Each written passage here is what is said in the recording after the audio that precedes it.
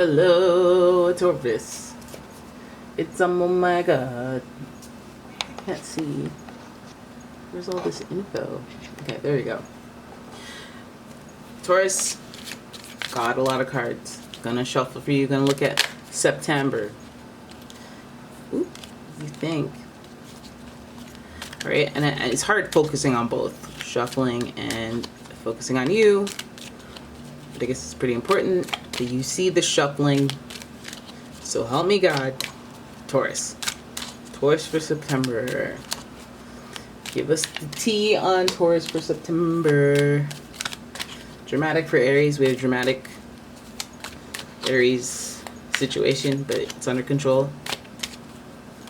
But let's see what's going on with Taurus. Taurus.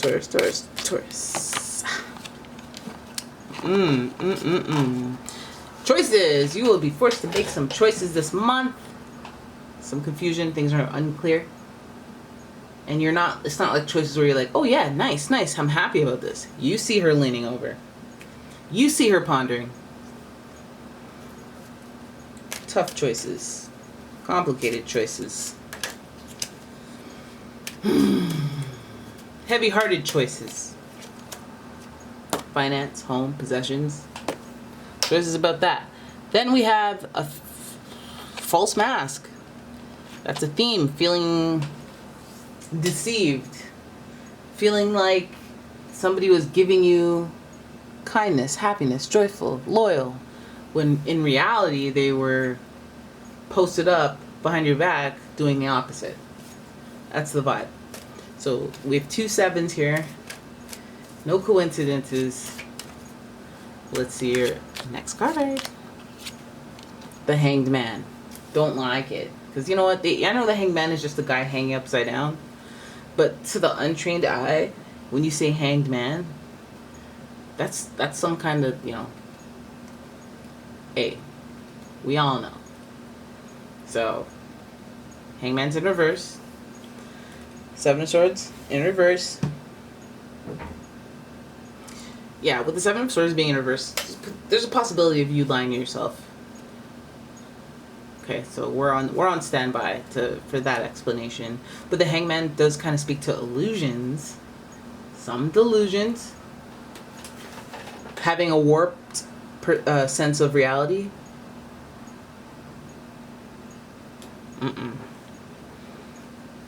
I feel like something's like confusing and distorting. This looks like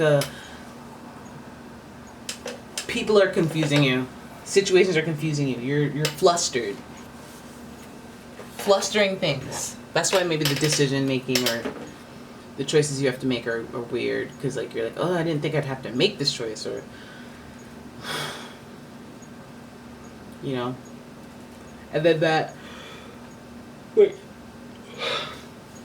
Hanged Man, it just speaks to kind of like, because the Hanged Man, it represents like hanging there, waiting for help, feeling like just hanging there in a vulnerable position and not trying to be resourceful and cut yourself out of it. I feel like some of you felt something was coming, or feel that something is coming, and feel like you need to make a choice.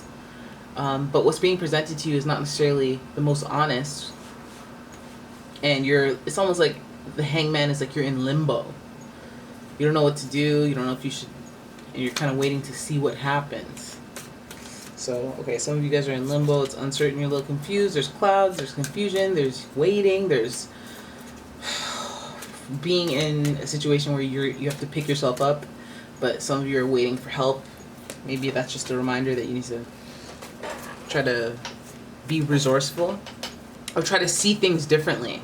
Because this 7 of Swords is showing like somebody wearing a false mask, someone being deceptive, or maybe even you lying to yourself, but like realizing it, seeing things differently, changing your perspective. So there's something here where it's like you unlock understanding, borderline awakening. Your perspective shifts on how you handle the same situation. Maybe you just do it differently. Maybe like 7 of Pentacles, like if you feel weird about a situation at work, instead of just kind of talking to somebody off the record, because they may go back and tell someone, and that's like two-faced, right? And you just kind of wait around and just leave it to whatever, and then it becomes something, or it's out of your control. You don't know what's going on, and because that ain't cute. But let's have a look at your tarot spread. Hold up. The Knight. The Knight and the Page of Swords. Damn, that's a lot, yeah. That's feels like a lot of yapping. Then we have the World in reverse, smack dab in the middle of your reading. And then we have the Eight of Swords in reverse, and we have the Five of Cups in reverse. And so I look at your September, and it's looking a little bit challenging, a little frustrating, both mentally and, just mentally. Because we see the Knight of Swords. And what happens with the Knight of Swords? We're already on alert. But the Knight of Swords is a quick, rude awakening. It's a reactive type energy. It's somebody who is impulsive and flies off the handle. Very reactive. Very sudden reaction. So this is somebody who is like off with your head, and I don't care about like, you know what I mean? Like, I don't care about critical thinking, critical details, and finding out who, when, what. Judge, jury, let's look at the evidence and all. None of that. They don't like any of that. They're like, wait, what? Who did it? I don't know. This guy, that one. And then they just slaughter everyone. Because like they're hot-headed, impulsive energy, and that's to start your reading. So it must be something like violent and harsh and brash and quick, abrupt, that is like the start of your September. Okay, and then if some air of this feels unjust, and like, I mean, like I just described, this person's very reactive, so they may do something quickly, snip quickly, and it may feel very abrupt, sudden, rushed, and that is insensitive.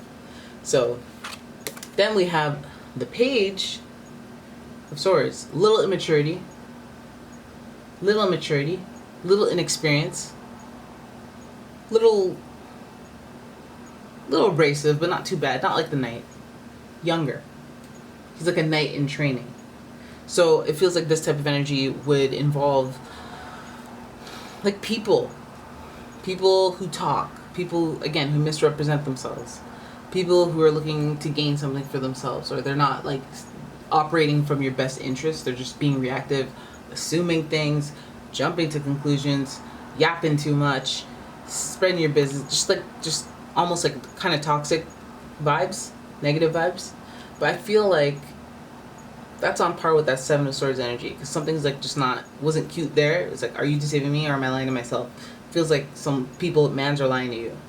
A Knight and a Page. So somebody maybe your age, a peer to you, or somebody youthful, younger than you, somebody new in your life. That too.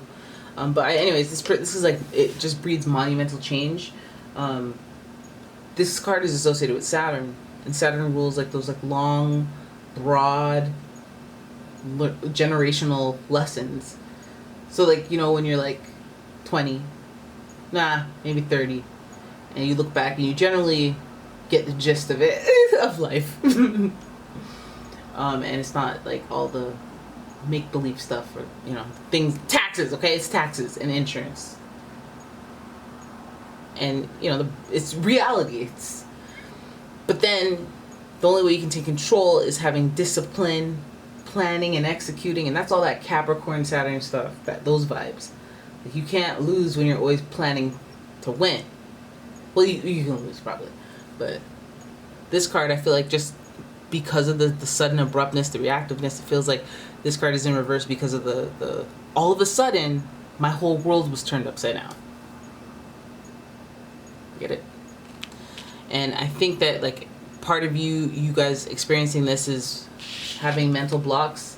And you know what? It might even be the pathway to healing, because Eight of Swords really does show you that you have self-limiting beliefs. And when it says that, it tells me that like you deserve more than you're getting. You're worried about things that you shouldn't be. Maybe you're like regressing confidence-wise. But this is a situation you can get yourself out of. You know, again, the blindfolds. You're tied up, blindfolds. You got tons of swords, and you know, this is a swords card. And the only thing that's great, you know, what's great at cutting things? Swords. So if you just get a little resourceful, you can cut yourself free. But I feel like the toe in the water, it means like the emotions. It's in the water, in the emotions, in the emotions. So like you're in your feelings, so you're not thinking resourcefully. You're keeping yourself stuck in one state in what appears to be a dramatically desperate situation. But again, with a little agility, with a little ability to pivot, you can get yourself out of the most dire of situations. Because on some level, the actual pain and fear are self-inflicted. You don't have time to worry if you're just constantly working on it. And I know it's easier said than done. Now, the reason I was going so hard on you back there, in a non-condescending way, even though I sound condescending sometimes, is the Five of Cups.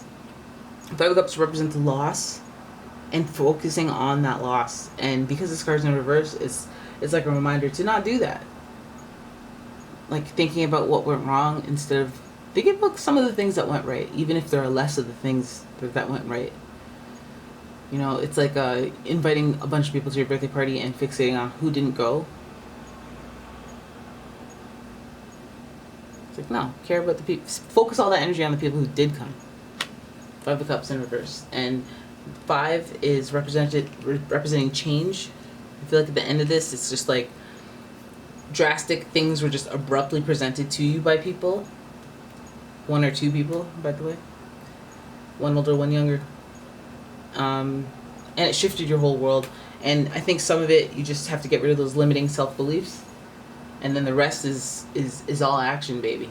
It's all action. And it's about making choices and making decisions. Lots of clouds, eh?